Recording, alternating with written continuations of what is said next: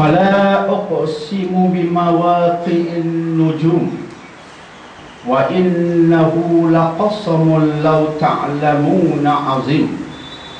Innahu laqur'anun karim fi kitabin maknun la yamassuhu illal mutahharun tanzilum min rabbil alamin. Afa bihadzal hadithi antum mudhinun wa taj'aluna rizqakum annakum tukadzibun. Shadaqallahul azim. Al-Waqi'ah ayat 75 hingga ke ayat 82 yang bermaksud, maka aku bersumpah dengan tempat beredarnya bintang-bintang, sesungguhnya sumpah itu merupakan sumpah yang besar jika kamu mengetahuinya. Sesungguhnya Al-Quran merupakan satu kitab yang sangat mulia, dan ia merupakan kitab yang terpelihara di Lauhil Mahfuz, tidak menyentuhnya kecuali hamba-hamba yang suci. Ia merupakan kitab diturunkan dari Tuhan, pemilik semesta alam. Apakah yang menyebabkan kamu menganggap remeh tentang Al-Quran ini? Kamu menggantikan rezeki yang Allah berikan dengan cara mendustakan Allah. Tuan-tuan dan puan-puan yang dimuliakan, itulah terjemahan daripada ayat-ayat yang telah kita bacakan tadi. Tuan-tuan dan puan-puan, putera-putera dan puteri-puteri Islam yang dihormati lagi dimuliakan, pada sesi pertemuan yang lepas kita bicarakan tentang beberapa soalan daripada Allah yang dihadapkan kepada kita manusia sejagat. Sudah pasti tujuan Allah melontarkan persoalan ini dalam Al-Quran untuk mengetuk minda kita, agar minda kita bekerja dengan cara berfikir, cuba memahami apa yang tersirat di sebalik soalan, dan cuba mencari jawapan jika perlu, dengan harapan konklusi kita akhirnya merupakan konklusi yang betul. Maka pada ayat-ayat yang kita bicarakan pada minggu lepas, kita bacakan soalan-soalan. Antaranya Allah bertanya pada ayat nombor 63, terangkan kepadaku tentang apa yang kamu tanam. Kemudian ayat 64, kamukah yang menumbuhkannya atau kami yang menumbuhkannya? Bertujuan untuk kita berfikir. Kemudian Allah bertanya lagi pada ayat nombor 68, maka terangkanlah kepadaku tentang air yang kamu minum. Seterusnya pada ayat nombor 69, kamukah yang menurunkan air dari awan yang tinggi itu, ataukah kamikah yang menurunkannya? Seterusnya pada ayat nombor 71, Allah berkata, terangkan kepadaku tentang api yang kamu nyalakan dari gosokan-gosokan kayu. Dan seterusnya pada ayat 72, kamukah yang menjadikan kayu itu, atau kamikah yang menjadikannya?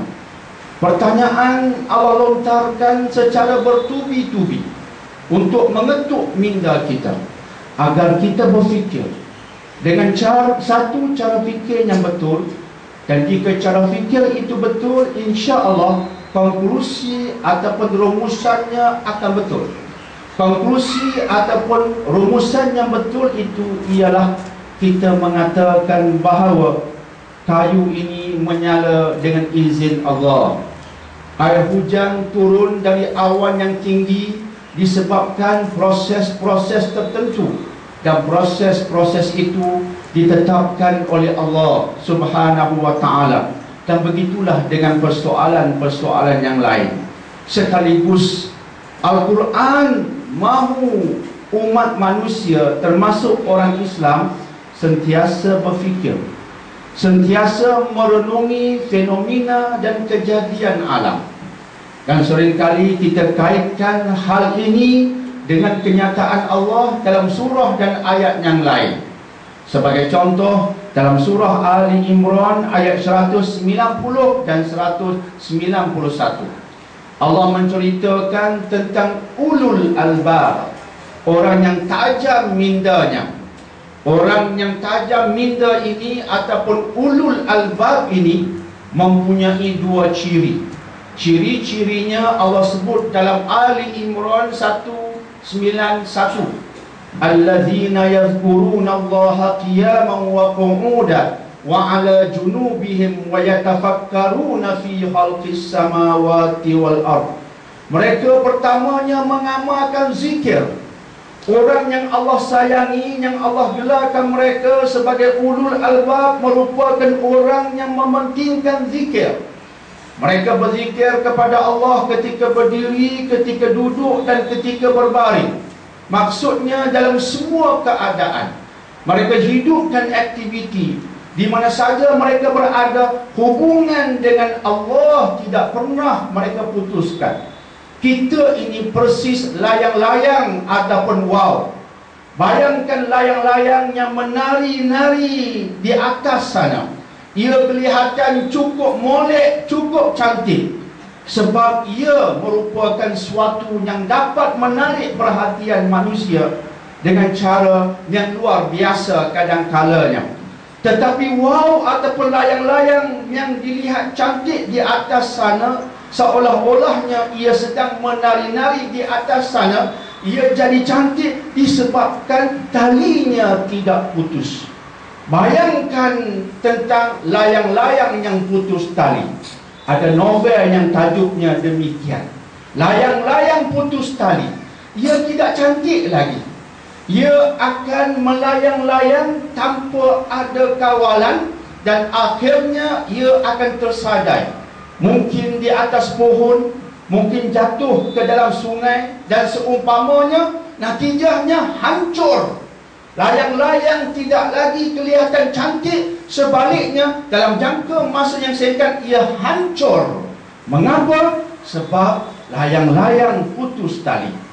Samalah kita sebagai insan ini. Kita kiaskan seperti layang-layang.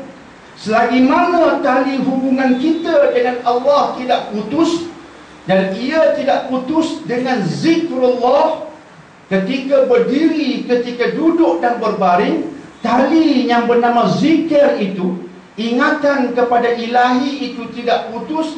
Kita berzikir dengan solat, kita berzikir dengan tasbih, tahmid, takbir, istighfar dan seumpamanya, ia tidak putus. Selagi itulah kita cantik.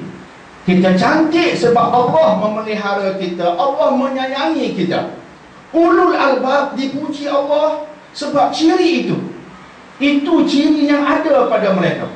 Itu ciri yang pertama. Ciri yang kedua ialah wayatafakkarun, mereka berfikir.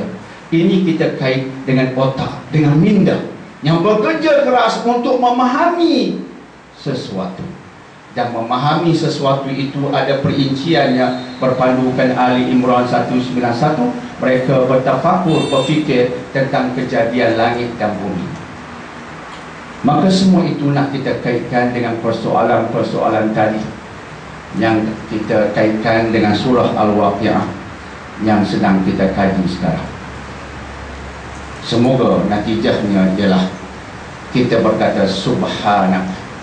Itu juga Allah sebutkan pada ayat 191 Ali Imran yang saya sebutkan tadi. Akhirnya selepas mereka berzikir dan berfikir tentang kejadian langit dan bumi, akhirnya mereka kata apa? Subhanak, Maha Suci. Itu kalimat tauhid. Subhanak ataupun subhanallah, itu kalimat tauhid, kesan dari zikir dan fikir yang kita sebutkan tadi.